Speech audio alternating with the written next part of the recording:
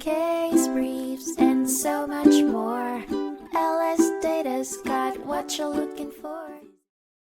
In the 1984 case Wyatt v. Penrod Drilling Company, Paul Wyatt, a kitchen steward on a drilling rig, sued his employer Offshore Food Services for negligence under the Jones Act and demanded maintenance and cure payments. Wyatt's injury occurred when he jumped from his upper bunk in the dark and hit a chair, which left him permanently disabled and unable to perform tasks that require lifting or bending his back for extended periods. The district court ruled in favor of Wyatt, but both parties appealed. The Court of Appeals for the Fifth Circuit discussed whether or not the plaintiff was entitled to prejudgment interest and examined issues related to the admission of evidence on maintenance and cure, and the plaintiff's duty to look out for his own safety. The court affirmed the district court's ruling that allowed the plaintiff to introduce evidence on maintenance and cure, and disagreed with the defendant's claim that the plaintiff should have been held responsible for his own safety. However, the court rejected the plaintiff's argument that he should have been awarded prejudgment interest according to the Louisiana Civil Code,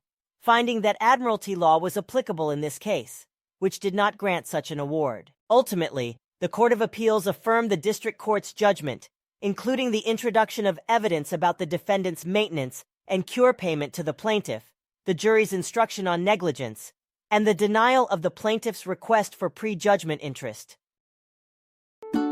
Case briefs, and so much more. LSData's got what you're looking for. Visit lsd.law, elevate your mind. Leave the stress of class.